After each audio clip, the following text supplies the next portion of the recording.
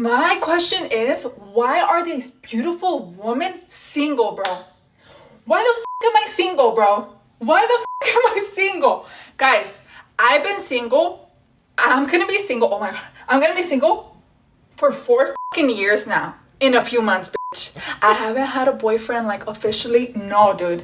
And I just think about it and I look at myself and I'm like, bitch, you're fucking pretty, bitch. Like, I'm not trying to sound like, you know, I'm egoistic or whatever. But, like, dude, I'm pretty. Bitch. I got an ass. Bitch. I got my own place. I make my own money. I cook. I clean. I do señora shit. And I'm not even a fucking señora. Like, I got long hair. I'm Latina. I got a good personality. I'm funny. So sometimes I got an attitude, but I'm not like crazy. Is it that hard?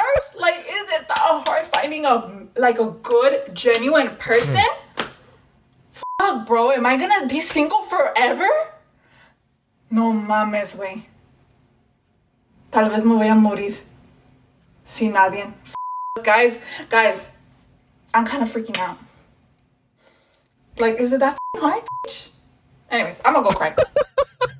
Isn't that fascinating? Like, the pink dress, the makeup, the long hair, like there's all this like illusion of femininity, and yet it's all just like aggression and swear words, and she's legitimately confused about why she's single. There's no mystery here. When men see a woman like that and she's like rude and aggressive and always swearing all the time, he's like, why would I want to date a woman like that? I'm attracted to femininity. I imagine a relationship with her is going to be filled with conflict and fights. But of course, that's not politically correct to say that. You know, that's just going to fuel women's victimhood. Like, oh, men find me intimidating. He can't handle a real woman like me. God, I'm so sick of men who just want women to stay small and like domesticated, who never challenge them. Men are pathetic. They're threatened by a woman who's in touch with her power. Men are only interested in women who are weak. That whole mythology, like that whole narrative there, I don't know if women are consciously lying or if they're genuinely just ignorant. It's hard to believe that you could be that sincerely lacking in self-awareness, but if you stop and think about it, that idea that men are only interested in women who are weak is actually incredibly sexist against women. Have you noticed this? That societal trend that's reinforced by women that seems to conflate femininity, of all things, with weakness? As though feminine women who are kind, who are friendly, who are family-oriented, those women are weak. And women who are loud and argumentative, those women aren't weak, those women are strong. Am I crazy? I don't understand why women would ever promote this idea, because it seems to me that the takeaway is that men and masculinity equals strength and women and femininity equals weakness. Why would women sign off on that idea? And to make matters worse, it's not even true. The psychological truth of the matter is that people who are really loud and argumentative, they're not strong. They're often really fragile, weak, vulnerable feeling people. That's why they have to lash out and be really strong, because they're keeping these really intense boundaries up because they're scared to let anybody feel close. That's how vulnerable they are. Being loud and angry does not make you strong. It makes you kind of pathetic. It's an expression of weakness. You guys who've done my course, you saw this play out with a couple of the women in those real stories. But I reject that entire paradigm. I have a very different definition of strength. And I say that this idea, this victimhood complex that women have developed, saying that men don't want to date strong women,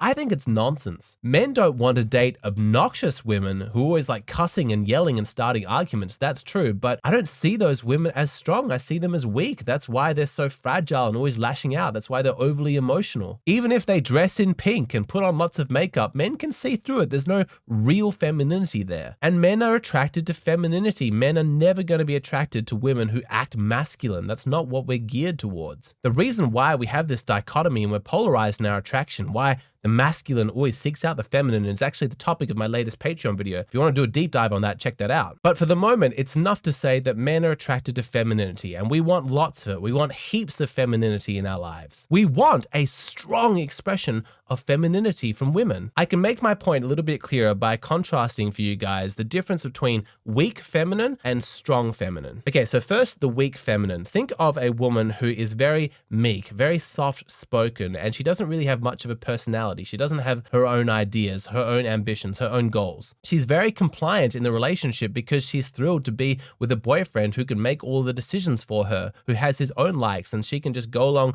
with whatever he wants. She doesn't really have her own direction in life. She just follows him around wherever he goes. So if he wants to move across the country to a different state, she's like, okay, yeah, I'll follow you. If he wants to hang out with his friends all the time, she'll just sit next to him and just be company. If he has strong opinions, she'll just nod her head and just agree with him. It is technically an expression of femininity because she's being supportive, she's being kind, she's pleasant, but she's also incredibly dull. It's like she's not a real person with her own thoughts and feelings. She's like a doll or a mannequin. I don't really see much difference between dating a woman like that and like when you're a kid and you had like your favorite stuffed toy and you just carry them around everywhere, and that stuffed toy doesn't have a mind of its own. It just plays whatever games you want it to play. It's like your ever companion that never disagrees with you. That child who plays with like the stuffed toy and the stuffed toy just, does whatever the child wants it to do. That's what I think of anytime I see a man who's attracted to this weak feminine. And you see some guys online fetishize that weak femininity to a very alarming degree. It's like they want to be in a relationship with a woman, but just like the body of a woman, they don't really want her to have any independent ideas, any will of her own. They just want her to be an extension of themselves. I mean, it's easy to be judgmental of guys like that, but if you approach it from a compassionate point of view, you can often see where these guys are coming from, because if they've been treated really awfully in a relationship, they've been in a relationship with like a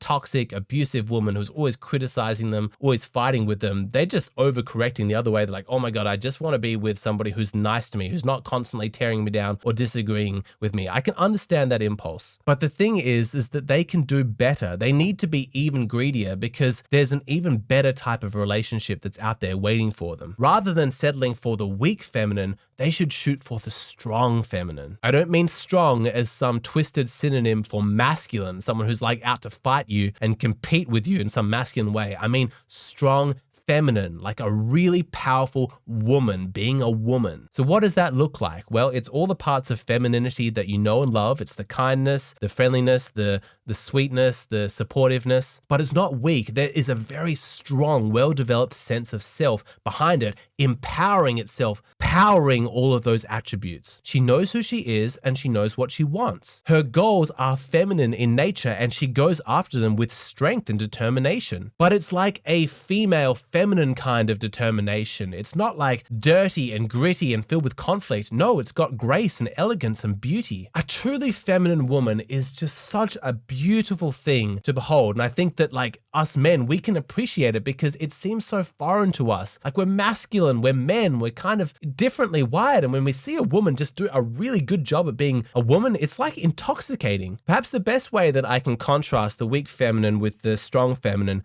is like with a real life example. Let me paint for you a picture of what a relationship with each of these women is going to look like. Actually, I'll start off with a woman with no femininity. She's all anger and masculinity. A relationship with her is going to look like a fight every single day, constantly trying to undermine you, undermine your goals. It's abusive, it's codependent, it's toxic. No good whatsoever. Stay away from women like that. And if you dated those kinds of women, it leads you to be attracted to the weak feminine. So what does a relationship with the weak feminine look like? There is no fight. There is no conflict. She offers you basically no resistance whatsoever. She lets you do what she wants. She's utterly compliant and just agrees with you. She's like a silent cheerleader that just goes along with your plans. Is it better than the negative experience of like a masculine woman? Yeah, it is better. But it's really not that powerful because you're not really in a relationship with a person who's properly individuated. She's not inhabiting her full self. There's no will there. There's no ego. And so a lack of resistance doesn't necessarily mean it's like a positive influence on your life. Contrast that with a woman with strong femininity. She's deeply in touch with the essence of who she is. She's individuated. She exists. There's a person there. She has a will. She has an ego.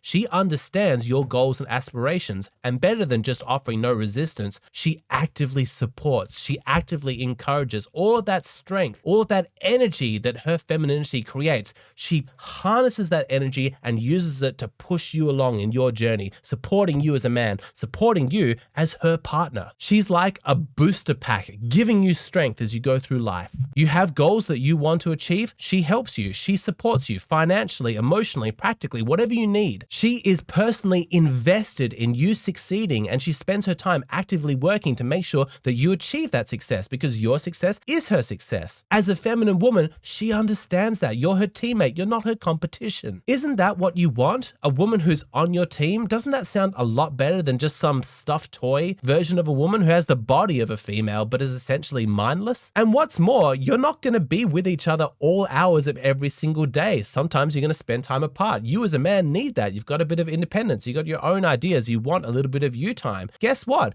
You don't want her just sitting at the door waiting like some object that needs your presence to animate her, and then she's got nothing to talk about. She just asks you questions. Ideally, she's off doing her own thing that's interesting, dynamic, intelligent, creative. And then when you meet up with her again, she tells you fascinating stories about how she's been navigating life, expressing her femininity in all these different ways. And you're inspired by her. You find her interesting. You find her entertaining. You fall more in love with her because you can see that she is a beautiful individual person. And this is my whole issue with this men are intimidated by strong women trope, is I just don't like the definition of strong. Strong doesn't necessarily need to mean strong like conflict, strong boundaries, strong arguments, strong opinions, strong ideas. Strong can mean strongly supportive, strongly kind, strongly sweet and loving, strongly feminine. I think that's the ultimate goal to shoot for, is to try and find one of these strongly feminine women and make her your partner. If you're greedy like I am, you won't settle for less. You've got this one precious life. Don't you want to be with a woman like that? This is the advice I seem to be giving a lot recently. I've been having a lot of Hey Hero requests where you can ask me advice up here from guys who have been in toxic relationships, and they're thinking, how do I get one of these women who's like weak feminine, who's just going to be nice to me and not disagree with me all of the time? And my role is essentially asking them to raise their standards, to be greedier, to say, no, I deserve even more than that. It's like these guys have had these experiences of women who are so toxic and argumentative. They've only seen the negative expression of her having her own self, her own individuated ego, that the only alternative they can imagine is just removing that element completely. But it's not going to work. I promise that it doesn't, because nature hates a vacuum. I'm telling you, it's not a safe strategy, because that emptiness that exists inside her, that compliance you're experiencing, that's not going to last forever. I can't tell you how many variations of this story I've come across in my Hey Hero requests. Guy has been burned by a toxic relationship and so seeks out a much younger woman because she's more open-minded, she's kinder, she's sweeter, she hasn't been embittered by life. And so